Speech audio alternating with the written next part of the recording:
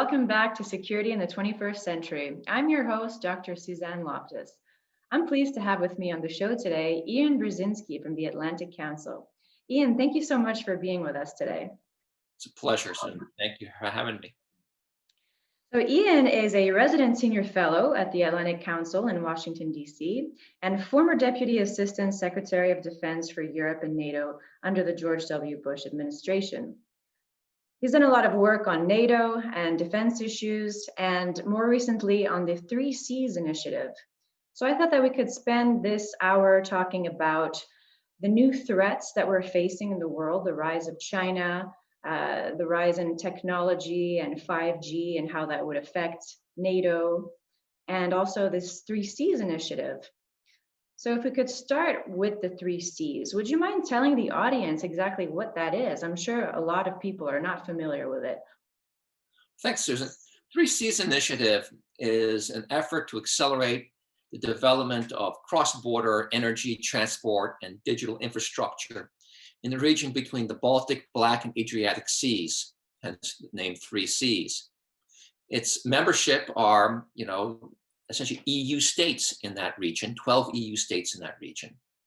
This is a Central European initiated and a Central European led initiative. Its core, institutional core, so to speak, is the 3Cs initiative investment fund that is established last year and got up and running this year, and now has $1.4 billion in committed resources to invest in cross-border infrastructure in the region. And they expect that fund, which is commercially managed and operates on purely commercial principles, to expand to somewhere between $3 and $5 billion in investment capital. This initiative has the endorsement of Germany, the European Union, and the United States. You may recall that in the Munich Security Conference last February, Secretary of State, US Secretary of State Mike Pompeo pledged that the United States would invest up to $1 billion into the 3Cs initiative, including the 3Cs initiative fund. And just last month in October at the 3C summit in Tallinn, the United States government announced that it was going to, or committed to investing $300 million into the 3Cs fund, a decision that will be effectuated by the US Development Finance Corporation this coming December. So it's an initiative that's about 5 or 6 years old. It's been largely rhetorical until this year. This is the year it's gone operational. It has real funding. The fund has already kicked off its first investments. And I think it's going to have a transformative effect on Central and Eastern Europe. It's going to tighten the economies of this region. It's going to help bind these economies more tightly with that of a wider Europe. Infrastructure is going to be a powerful driver of growth. It's going to enhance the region's economic resilience and security. It's going to add to the prosperity of the region and all of Europe. And that's the benefit of the United States, because we want a more prosperous, and therefore more capable European partner when it comes to dealing with the challenges not only in the European region, but globally. Well, that's excellent that they all came together and realized the importance in investing in infrastructure development in that region. We've heard a lot that China has been involved in infrastructure development projects around the world, and also has collaborated with Central and Eastern European nations through the 17+1 initiative, for example. So it sounds like a way for the Europeans and the Americans to invest in vital projects that would perhaps counter or minimize Chinese influence in this region. I heard also that it was not so popular in the beginning. There was some tension. Germany was not completely on board to finance this project, and the Trump administration was more on board, even though the Obama administration was too, but less so. So would you mind explaining why it was not so immediately, why didn't it take off right away? Well, I'll make 2 points. One, I'll answer your question and add another point about why this is such a dynamic initiative and why it has such prospects for success and why it's attracting support from countries like Germany. When the initiative was launched, there was unfortunately a misperception that this was an effort to kind of divide Europe, to pull Central Europe away from the European Union, to create an initiative that would counter the very principles that bind the European Union's members together, that binds the transatlantic community together. And nothing could be further from the truth. This is an initiative that one cannot really move forward without the support of the European Union and without the support of Western Europe. That's where a lot of the potential investment money for 3Cs projects will come from. So it can't work if it's alienating some of the most important sources of capital. This initiative is all about the vision of completing Europe, of integrating that European market space. In many ways, they're trying to overcome a legacy of Soviet occupation. If you sat on a satellite and looked down on Europe and you looked to the west, you'd see a spider web of connectivity. Cross-border roadways, highways, railroads, water lines, pipelines, gas lines, and such that have all helped drive economic growth and integration in Western Europe. And you go over and you look down on Central Europe, and risk of being a little hyperbolic, the landscape's pretty Spartan when it comes to cross-border infrastructure, aside from a few east-west corridors, pipelines and highways and railroads that were developed essentially by the Soviet Union. It takes about, according to the European Union, 2 to 4 times to travel from point A to point B in Western Europe compared to point A and point B in Central and Eastern Europe. And that's especially true on the north-south axis. There's very little connectivity.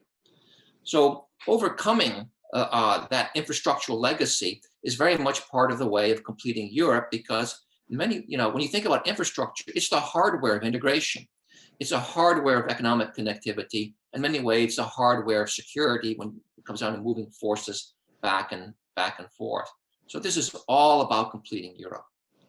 One of the more exciting things about this initiative, it's demonstrating the power of collective action. Each one of these states in Central Europe, as exciting as dynamic they may be, they're small, and their ability to kind of attract, their magnitude is limited in their ability to attract foreign direct investment circulating the globe, looking for safe places to go. But when these 12 countries work together, they have a combined GDP of $1.7 trillion. They have 111 million people, a very educated workforce, a very dynamic workforce, a very creative workforce. They have had a growth rate as EU member states of 3% over the last 5 years, and it was projected to be 3% and above looking forward out to 2030. They have an infrastructure deficit that some estimate to be about $1 trillion, well over $500 to $600 billion when it comes just to cross-border infrastructure alone. So if it's built in the right place, it's going to be used, it's going to be tollable, it's going to be profitable. And as I mentioned, they're all EU member states, and that brings a very sound regulatory environment. Those kind of figures and facts present a landscape that should be extremely attractive to that $1 trillion in foreign direct investment circulating the globe, looking for a safe place to go. So by pooling their resources, they're presenting themselves as a region of opportunity, and they're using the 3Cs Initiative Investment Fund as a beacon to attract that investment. That's what the 3Cs is all about. Excellent. Yeah, it's definitely important to update that infrastructure from Soviet legacy and to open the region for further investment. It can only bring prosperity to the region and to Europe and to the world. I mean, it's just a fantastic opportunity there. So going back a little bit to the threat of China, what would you say is the threat that China represents, and how is it different from the Russian threat, for example, today? We've discussed about how we're now in an era of great power competition, but there seems to be a different level or a different type of threat emanating from both of those nations. Well, let me just emphasize that we want a cooperative relationship with China. And the economic and increasing military magnitude it brings to play globally, it does present opportunities to do good things, fighting climate change, respecting and reinforcing the international order, using their resources to help address some of the health and other humanitarian challenges around the world. So there's enormous opportunity for doing good together. The problem is that currently China doesn't seem to be using its capabilities and potential with those objectives in mind, with those objectives guiding its actions. And instead, it's emerging as kind of a great power challenge to the international liberal order that's preserved peace and facilitated prosperity since World War II. Unfortunately, China as a country has been using its military power to harass and to intimidate its neighbors, to unilaterally exercise territorial claims over international waters, often in violation of international law. It's using its economic weight bullishly to pressure other countries that criticize it for be it its international actions or its human rights record. It's presenting itself as a national authoritarian model, as a preferred alternative to liberal democracy. And it's a nuclear power whose arsenal is steadily growing now, and in the not too distant future will probably match that of the United States and Russia. So China is a full spectrum challenge to the Western community of democracies, the liberal international order that we have helped build and we benefit from, and it's a challenge to the very values that bind us together and that have been such a source of success for our citizens. And I would say, you're asking, how does it compare to the Soviet Union? It's a much bigger, more challenging and more complex challenge than that once presented by the Soviet Union. The Soviet Union never had the economic magnitude that China brings to bear. And that's a huge difference because that facilitates its military modernization. It facilitates its technological competitiveness in a way that the Soviet Union never did. So China might not be as immediately challenged the provocations as compared to the provocations we see from Russia, but it's certainly a more significant challenge in the middle and long term. Mm-hmm.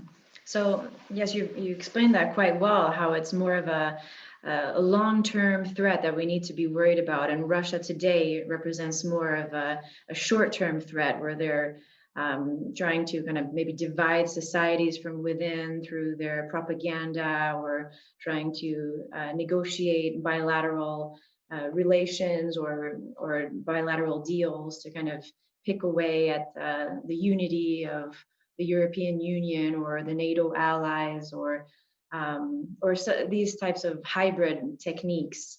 Russia has invaded two of its neighbors, two NATO partners, right along its borders. It's building up its nuclear arsenal. It's beginning to deploy very provocative and destabilizing weapon systems into nuclear power, and has a very large nuclear arsenal. China has a smaller nuclear arsenal. It's growing. It is using its military capability provocatively. So, for example, it's creating these islands in the South China Sea in violation of international law.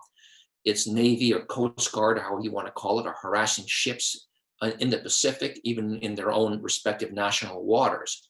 And that's provocative, and that's dangerous, and that's a warning sign of what could be coming. But it's not quite the same level of aggression that we've seen from Russia. Mm-hmm. Okay, understood. And NATO is actively trying to bolster its defenses on the eastern flank. We've seen that since 2014. But how should NATO respond to the Chinese threat?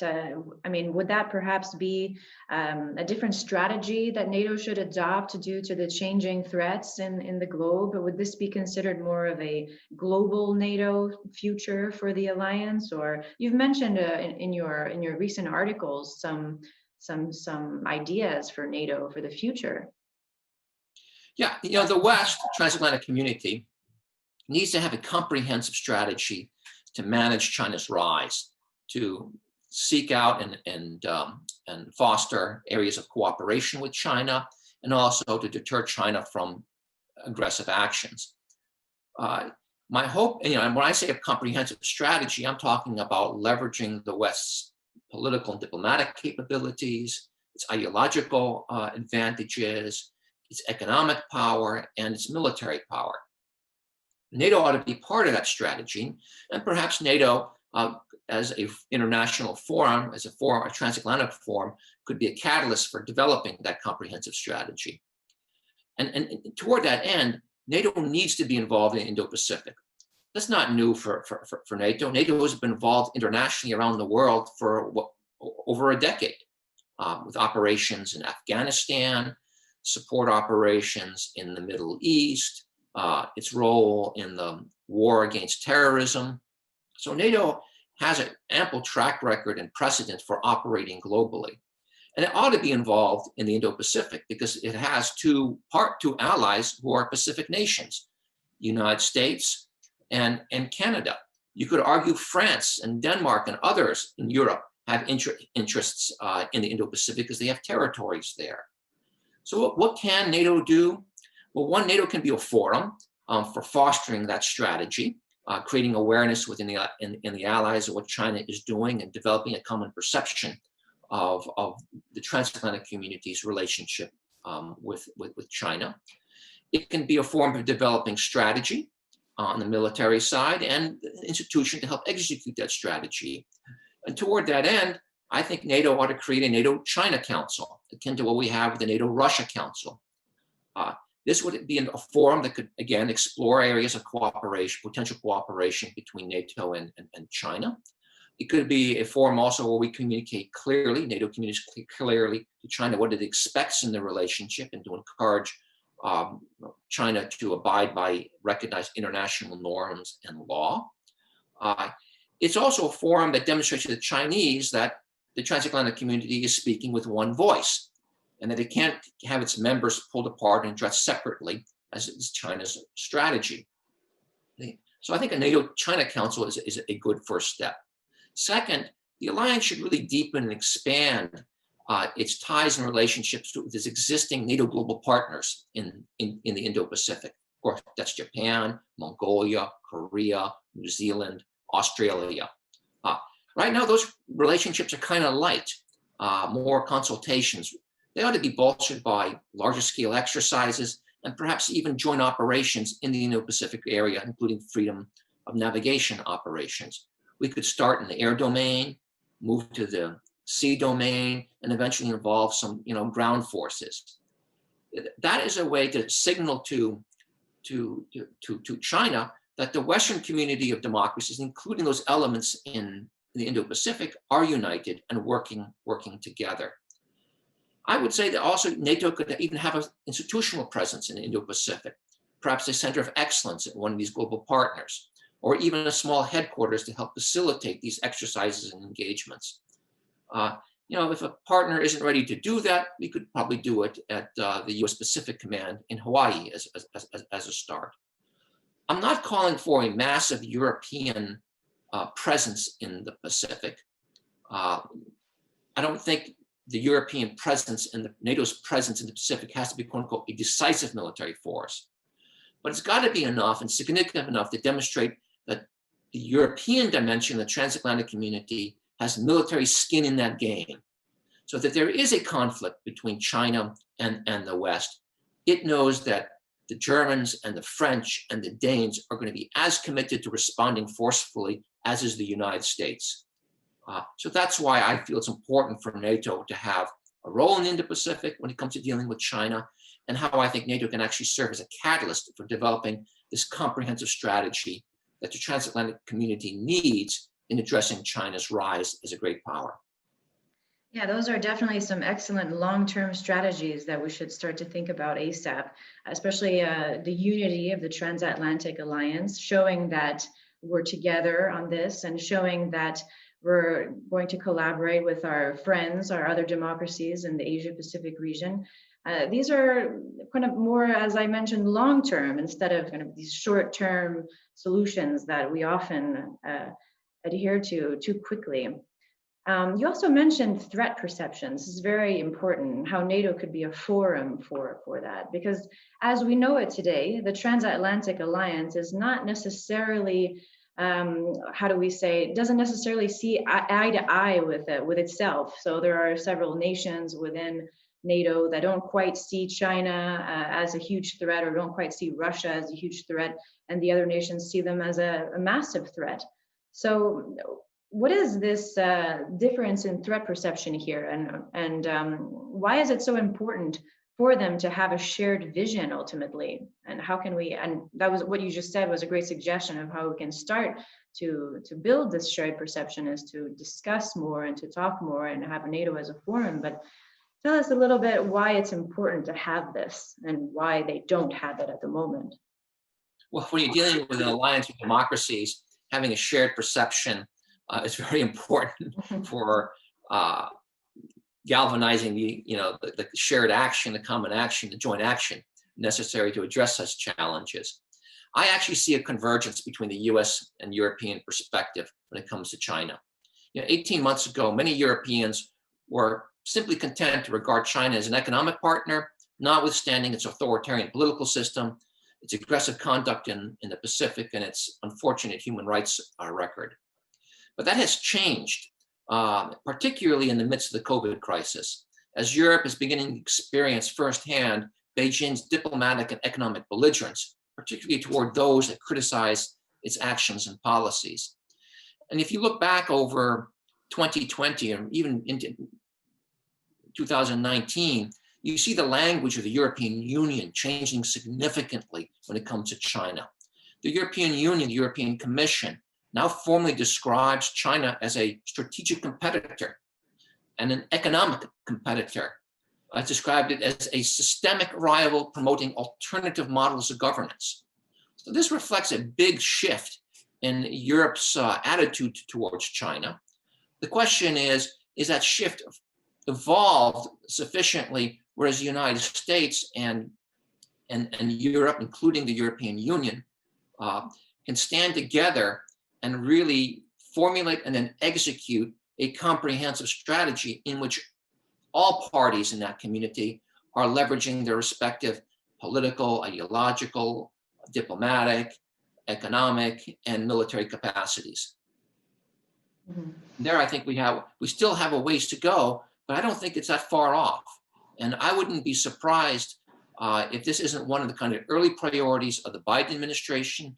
And it's a priority that I think the European Union is close to, if not ready, to embrace and effectuate into something that's truly a transatlantic posture regarding China's rise. Mm-hmm, definitely. Yes, as you mentioned, maybe 18 months ago, it wasn't quite like that. They didn't necessarily view China as a systemic rival, perhaps just one that was practicing unfair trade policies, but still more of an economic opportunity. But now rhetoric has changed, and especially during the coronavirus pandemic, even more so. The international community has been quite critical of China's initial handling of the crisis, and that definitely didn't help.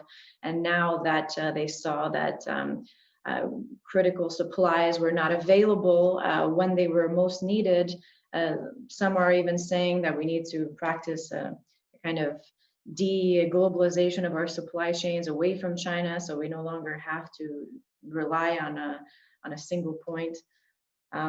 So a lot will change, and we'll see under the Biden administration. And you spoke about 5G technology in your article that I read prior to this podcast, and I found that was really interesting about how it could affect potential warfare or the military in general. And we've seen that China is quite advanced in its 5G capabilities, and perhaps is more on top of its game than the West at this point. So could you tell us a bit about how 5G technology is likely to change military efforts in the future and war in the future, and how NATO can be better prepared for this? Sure. 5G is a big deal. It's going to transform everything we do in life. How we access data, how we watch our movies, how we drive our cars, how we manage our health. It's going to facilitate new forms of healthcare, distant operations and such. It's going to affect how we relate to our refrigerator. I mean, everything in our life is going to be dramatically impacted by the leveraging of 5G technologies. And for that reason, it's going to have a similar impact in the military domain. It's going to affect how we track the health and the vital signs of our troops in the field. It's going to affect the kind of situational awareness that we provide them. their relationship with their commanders because of the sharing of information, how we provide them logistical support. You know, it's going to affect the kill chain and the speed of the kill chain from the time that, you know, one identifies a target, takes that target and the data associated with that target, transferred to the rear echelons, where commands make decisions are made on how to engage that target, to the launch of a kinetic system to destroy that target. And that's going to be changed dramatically, and the speed of that kill chain is going to be accelerated dramatically. So this is a big, big deal. And the US military, the military of our allies, and the NATO alliance need to be aware of this and be on the front edge of, you know, 5G technology. And we need to think about 5G technology, not just in terms of, you know, secure communications. That is absolutely important. We can't be vulnerable in terms of our ability to communicate with discretion and with secrecy. But we also have to think about how 5G is going to change the battlefield and battlefield operations. And we need to make sure that our militaries, our alliances are innovating in terms of leveraging 5G to remain ahead of our adversaries. And that's why I think NATO ought to have an important role in the promulgation of 5G. You know, it has responsibility to drive forward and ensure interoperability between our forces. I think it should also have a responsibility to innovate on the uses of these kind of technologies so that our forces have and sustain a technological edge over our adversaries. So things I would consider NATO to do would be, one, there should be, you know, almost a set of briefings that are given at the NAC level, the ambassadorial level, perhaps to the NAC and to the EU at the same time, you know, the counterparts in the European Commission on 5G and what this means for security and for military operations. NATO should be a driver of 5G experimentation, leveraging, you know, the Joint Force Training Center in Poland or the Joint Warfare Center in Norway. There ought to be 5G experiments. SACEUR ought to be tasked to come up with a set of requirements that will govern the development and implementation of 5G technologies in our force structures. You know, there should be NATO 5G STANEGs that come near or over the horizon, so that we're all interoperable, so that we're all experimenting together, and we're all operating with the same sheet of music on 5G. This is really, really important because we should be doing it, and we should be assuming that our adversaries are doing that. Wow, that's exciting and scary all at the same time. But I mentioned that maybe China was more ahead in its 5G development capabilities. Is that true, or are we keeping up with them? Well, I think China is ahead in the fact that it's done a lot to, how to say, you know, promulgate 5G capacities in its country. They've already got 5G towers spread around the country. They're moving decisively ahead, and so we are catching up to them. When it comes down to 5G military innovation, we can assume that they're thinking quite aggressively on how to leverage 5G on the battlefield. And it does concern me that since they are clearly ahead of us in the operationalization of 5G civilian uses, I would assume that they're making headway in the military domain as well. So it's a real concern. And so we need to accelerate our national leveraging of 5G capacities by our militaries. And we need to be thinking hard, not just thinking, we need to be getting NATO to be on the forward edge of this effort as well. Definitely. Yeah, the world is going to change very rapidly, very soon. So part of the main themes of this video podcast series is great power competition. And we've heard a lot about it recently, and some agree with this terminology, others do not. To say it's not the correct way to describe what's going on. But we've heard of the decline of the United States, and that the United States had its unipolar moment and no longer does, and doesn't have as much influence in the world. So it'd be interesting to hear your perspective on that. Do you think that the United States and the West at large is in fact in decline? And what type of global structure do you think we're likely to see in the coming years? I don't think we're in decline. I think some of our adversaries are picking up their game, but we still have, the West, the United States, still has predominant advantages. I mean, when I think of kind of challenges of this world, I think of, the challenge of the international order that's occurring, the breakdown of the international orders. We're seeing, countries being invaded again and occupied again by their neighbors. We're seeing countries unilaterally asserting control over international waters, be it China, the South China Sea, or Russia in the Arctic. So the international order that has kept at peace and driven prosperity since World War II is under threat. The second dynamic, which is a driver behind that, is the reanimation of great power competition, now in a more complex form. Three major powers at play. One is the United States, which is fortunately backed by a robust set of allies.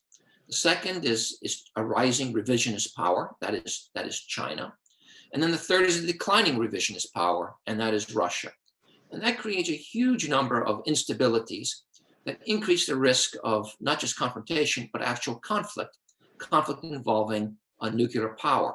So that's the second kind of important dynamic or aspect of our global order. A third element, also related to this, is we have reanimation of ideological competition. And we're now having a face-off between national authoritarianism, as promoted by China and Russia, and liberal democracy, the political approach to governance that has been the root of success for us in the Western world, and that for a while was providing the similar benefits of freedom and prosperity to other parts of the world. That's a real challenge, and it's become reanimated. And this is important today as it was, for example, during the Cold War. And another important aspect of our global order is the accelerating pace of technological change. And that also has a great power dimension to it, because a country like China is clearly trying to leverage technology to increase its ability to have global influence, if not regional hegemony and beyond. And, we're talking like about 5G. We're seeing technology as a new driver for new forms of hybrid competition in the information space. It's an important part of, increasingly important part of intelligence operations and spying and such. So those four dynamics, to me, are the kind of key elements of our global order, or our of global affairs today, that should be kind of important foci for any national security strategy. Mm-hmm. Well, you laid that out quite well. So it's not that we're in decline. It's just that there's relative gains from other nations and rapidly changing world, different threats, technology, as you mentioned. So in fact, maybe it's a more dangerous world, a world with more potential areas of conflict and more potential areas of competition. And though it's no longer the ideological fight between capitalism and communism, as you mentioned, democracy and authoritarianism are definitely head to head here. And we've seen democratic indicators kind of decrease in the last 10 years, even in democratic states. And it's certainly a challenge to keep that up and to keep the faith in democracy, because oftentimes there are problems within liberal democracies, and it doesn't give off the right image to the rest of the world. And China and Russia are very quick to point out those weaknesses and advertise them as a reason for the failures of liberal democracy, unfortunately. Well, I'm fundamentally optimistic, Susan. I mean, look, United States still has, despite all our controversies, still has an image of being basically a democratic state that's very successful. And in fact, we still have or is close or second largest GDP globally. We're backed by allies that have a near equivalent GDP. Just the transatlantic community alone has about 34, 35, 36 trillion dollars in GDP against, let's say, China's $17 trillion in GDP, or Russia's $1.52 trillion in GDP. So we got overwhelming economic advantage. The West is still the place to live. That's where people want to go to be successful because of our freedoms, because of our approach to our market capitalist approach to economic life. We're still the most innovative section of the world. We have the best universities in the world. All our adversaries want to send their people to get educated in our schools. So we have an economic advantage. We have an ideological advantage. We have a technological advantage. Our militaries are still unsurpassed. There is no military as good as the US military. There is no military that can match, any competitive military that can match the capabilities of NATO. I mean, you and I have seen firsthand our forces operating together with huge effect in Afghanistan. These are not a bad set of advantages to start off great power competition with. We're well positioned if we're willing to use our assets. And as you were mentioning, people are having troubled views of the United States. We've just had, how to put it, we're going through a transition right now in which we had a free and fair election. It's an election that people were worried about massive violations. Nobody's coming up with any violations. We've had one of the highest turnouts as a percentage of voter turnout since 1900. People participated in the vote. The votes were fair. Predictions of violence have never transpired into reality. We're having a hiccup on a transition, but that's really tactical. Our institutions are proving resilient and vibrant. I think in a few months, this will be history, and we'll be moving forward, and we'll be very well positioned to quote unquote compete in this far more challenging, far more dynamic world. It's a world of increased threats, but it's also a world of increased opportunities. You make a very solid and compelling case, Ian. I really like the way you think. Another main theme of this podcast series is transatlantic relations, as we've already discussed a lot throughout this interview. So we've heard recently that there might be a transatlantic rift, and that diplomatic relations between the EU and the United States have worsened over the last several years. And there's predictions that it might not get better under a Biden administration because there's some deep structural issues at play that have been ongoing for a long time, or that, let's say, some relationships have been kind of ruined for the long term based on how the interactions went in the last few years. So do you think, first of all, that is the case? And if it is the case, can it get better with a different administration? And how would this risk possibly affecting your ideas for how NATO should pursue its future strategic challenges? The transatlantic relations has always featured its good, the bad, and the ugly. And certainly over the last 4 years, it's been challenged. And I will freely admit that I think much of the problem has come from the United States, but it's not like the Europeans are lacking in areas where they haven't been cooperative. And the burden sharing issue is one that still is a source of irritation. They do have protectionist policies that don't help the transatlantic relationship. But let me look forward. We're in a transition right now. Joe Biden's going to become the next president of the United States on January 20th. And what does this mean for the transatlantic relationship? Well, it means that we're going to have a president who's a committed transatlanticist. He is a child of the Cold War. He cut his teeth in foreign policy during the Cold War. He is someone who's very familiar with Europe's geopolitical landscape. He's very familiar with its leadership. This is a relationship that's not new to him. It's old business, familiar terrain for him. And that's a huge advantage. He's also going to come in with an agenda. He's made very clear, he wants to push and promote and protect and promote democracy. He has made clear that he understands the realities of great power competition and wants to have a more firm posture when it comes to managing aggression from both Russia and China. He's putting forward democratic principles as an important priority. He wants to have a summit of democracies soon after he comes into office.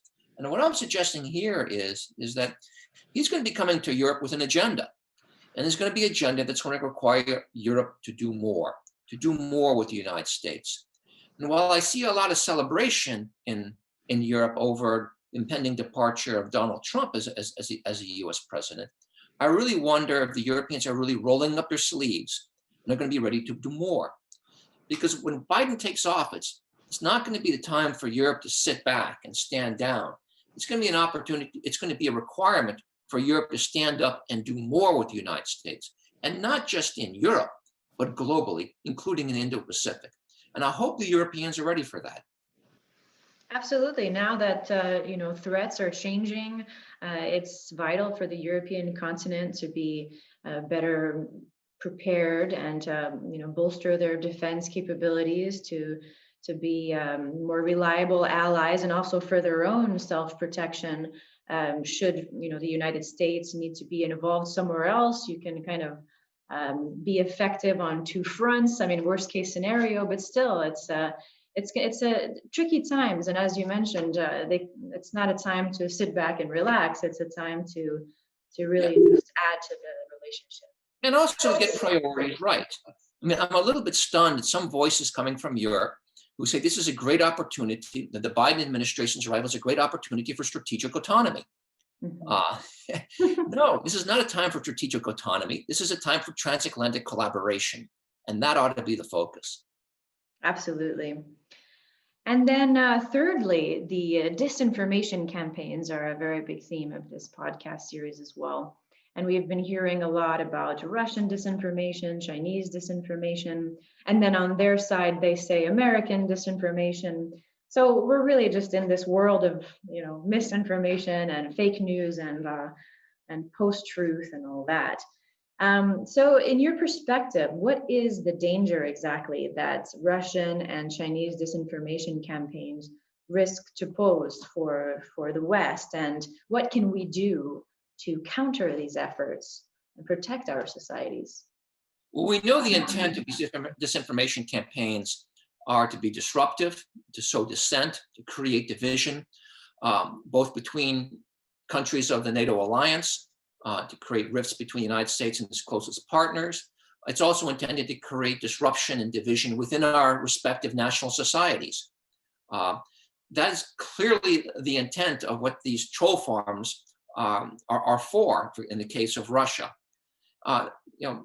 Cyber campaigns also include the stealing of technology and the disruption of national critical infrastructure and such. So this is a real danger.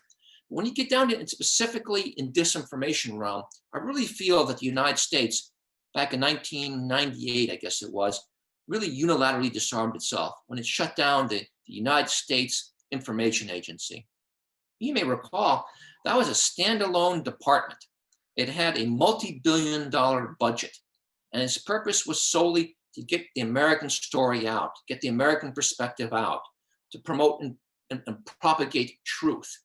And that was its powerful tool. That was its weapon of choice, truth, not disinformation, not false facts, but facts and truth. And it was a remarkably effective organization. When we shut down that organization, subordinated its mission to the State Department, we not only defunded it, we also deprioritized it.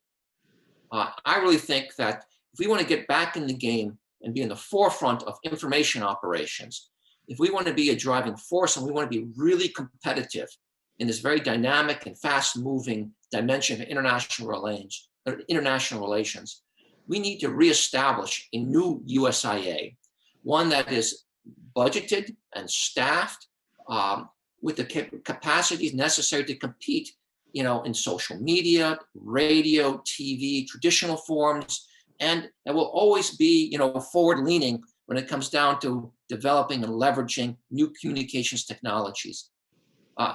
We need to end this phase of unilateral information disarmament and reestablish a new form of the USIA. Absolutely. We were definitely too quick to deprioritize the strategic communications department and efforts. Maybe too quick to assume after the Cold War that, that liberal democracy would triumph all over the world, and we wouldn't have to deal with, other types of challengers or competitors in the world. And Russia on its side never actually stopped with their campaigns. This is something that's been ongoing all the time, but maybe even just more revamped recently and stronger and with more resources behind it. And it's true that instead of playing on the defense, and just saying, oh, this piece of information is not true, here, well, let's prove to you that these are not facts. That's not going to work. You can't build a proper defense by just using, by countering what was already said. You have to have your own message, your own strategic communication strategy, so that you really show that you represent a better alternative. That it's and convince people that the reality, is still the truth, and we don't do that anymore. Agreed. Ian, thank you so much for your time. This was a fascinating conversation. I really appreciate it. So this is great to be on the show with you, and thank you for including me. It's always great to see you. You too. And for the audience, thanks again for tuning back in to Security in the 21st Century.